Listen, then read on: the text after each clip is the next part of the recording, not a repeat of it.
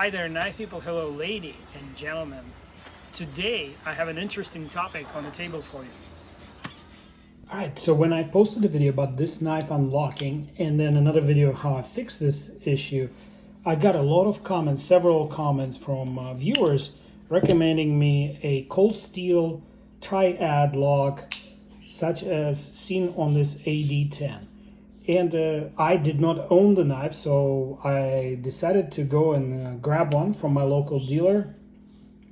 And this is a one in a S35VN steel version. So I figured it's not a loss for me to have this knife because it's a good steel and a very comfortable ergonomic knife. But once I started playing with it a little bit and this happened to me, I wanted to make sure that we're all on the same page. And it became clear to me that folks that are recommending this lock over an Axis lock just most likely have not experienced both. They probably just experienced the Triad lock. So Triad lock came out several years back, I think at least a decade, and I'm pretty sure it was a Demko. Andrew Demko was the designer on it. And he since improved it to eliminate all the issues that I'm about to point out. So here you go. So the way the lock works, it's very similar to the back lock or mid lock on the lock knives, for example. So when the blade is rotated, this bar drops in and locks the blade in place. The difference here is there is a pin that this indentation right here sits against, and then this lever here, this bar, presses down on it. So when you're applying pressure in whichever direction, there are opposing forces locking this blade in. And I agree, it's a very robust lock, and it looks like the knife itself is indestructible. But for your enjoyment, I just wanted to lay these two together and tell you why I think qualitatively the new MSI is better than AD-10, even though it's a little more expensive. So this knife in S35VN is about 140 bucks or 145 bucks. And this knife is about $15 more. And both knives reflect the time frame when they came out. So certain design aspects of these, like aesthetic design aspects of this knife, are a no-no on today's knife. For example, this type of clip, and they ship you a left-handed clip, which is a separate part. The fact that the blade has no sharpening choil, those things have been eliminated, as you can see from the more contemporary knives. So if you enjoyed this knife for last 10 years, great. I can see why. I can totally see why. But what I don't see is how you can, with determination, say that this knife is better than this one when MSI has absolutely every modern amenity, so to speak, as this knife, with about an ounce and a half lighter weight and about a half-inch, as you can see here. I'm putting, if I put scale to scale, that's about half-inch, not about, it's exactly half-inch difference in the blade length. And this here is M390 boiler, which is equivalent to American CPM 20 CV. But the key difference in these two locks, that when this knife came out, while this lock was very innovative, it would not be considered such today. Reason is, when you try to close it one hand, this can happen. See what, when the blade drops shot, this can happen.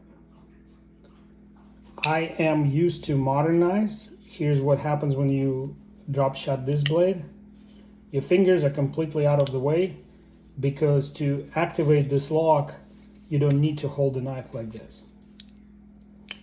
Okay, for me, I'll try to go through this one while my coffee is brewing. So to properly close this knife, or safely, you have to hold it like so and then press this lever and use both hands to close it. I know a lot of you guys do it like this. You let it drop on your finger, like so.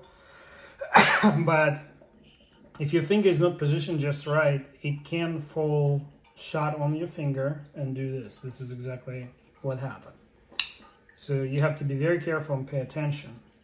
Other way to do it is to unlock it from the bottom and then press it on your jean leg or something and then get your hand out of the way, and it will drop shut just because the blade is humongous and heavy, so it will drop shut. With a crossbar lock or axis lock, or as MSI Microtech calls it, a ram lock, you just pull on the ram head back and it drops shut, and your fingers never have to be in the path of the blade on close or on open. So additionally, this knife has several options to open it. You can middle finger flick it, as some of the popular YouTubers like doing. And due to the blade sheer size, it rotates out nicely.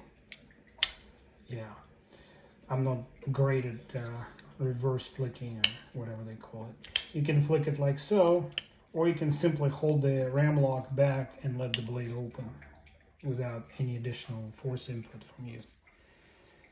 Another thing that is modern in this knife, the industry is switching to T8 hardware for all the screws here, as opposed to Benchmade sticking to the T6 like on this tagged out knife.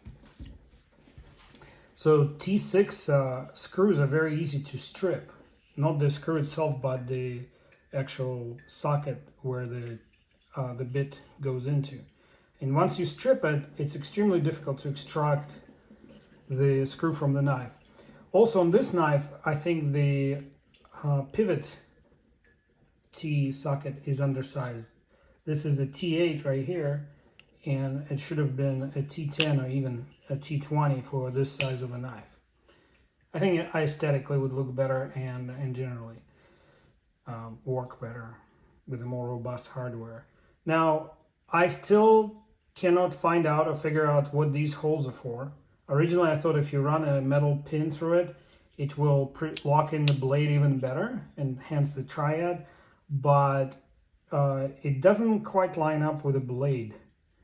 So if I put the pin in there, the blade would still be able to move after being unlocked and build up momentum, which would then potentially shear the pin or maybe damage the frame. And then finally, the reason I mentioned earlier the pocket clip, this one is very wide, so I find myself having to work it into the seam of my pocket, which this one is perfectly sized. And some people critique companies that leave the button head screws on the pocket clip instead of making them flash. Microtech does it clearly. Benchmade does that. Some of the newer knives that coming from different companies, like this Swiss Tech, have a flash mounted screw. I'm showing you this knife just to show you the difference. And the theory behind it is it will slip into the pocket better and not catch on your seam and not tear up your seam. On the other hand, it will slip out easier too, so there's more potential to lose it. Whereas with the button heads like this one has, the cloth forms around them and it makes it, you need to make a concerted effort to pull the knife out. So knife that long, you know, we're talking 5-inch handle.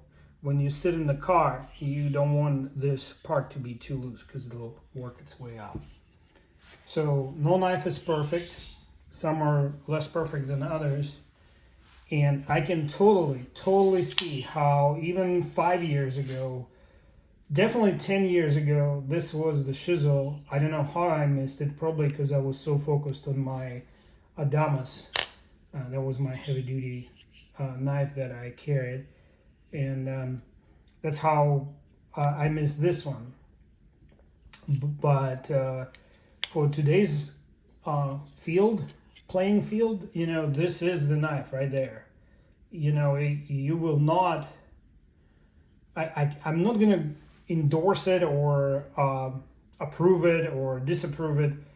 I'm just gonna say that it's executed extremely well. That one issue I found with the spine striking causing this lock to function back and unlock, that's not really an issue in a normal use of the knife.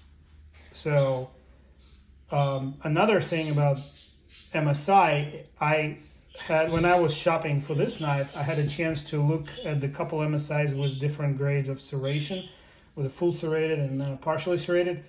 I have never in my life seen serrations executed like a piece of jewelry. This was beautiful. The knives, serrated knives that MSI in the MSI series are beautiful. So I just don't have any use for the serrations in my daily life.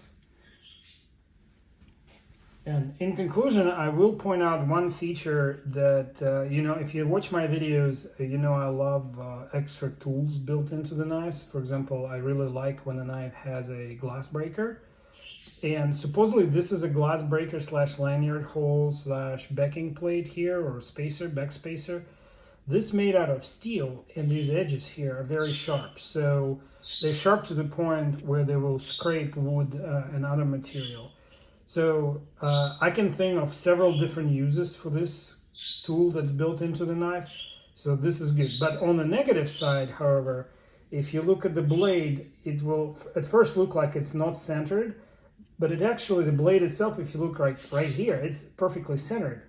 What is off is the grind is asymmetric. This tip, let me see if you can see. This side has a more obtuse angle and protrudes farther in, or maybe they have the same angle, they just ground more of this side and then just touch that side. And what it translates into, when I go sharpen this knife, it's going to be a pain in the butt because it's pretty thick behind the edge here. So you can see this is about, I'm going to say 2 millimeters, and this is like, it's hard to show, but like if you measure the whole plane, it's almost 3 millimeters here. So nothing is perfect under the sun, and honestly, if this knife was $50 less expensive than this one, I would say yes, I can still say this is a viable option. But in today's market, if you don't have a full duty knife, I'm going to call it full duty knife, right? Long blade, this is full 4 over 4 inches blade, and I think this one is just a hair over 4 inches. It's a full duty knife. This is the modern knife. This is something your dad or uncle would have loved 15 years ago.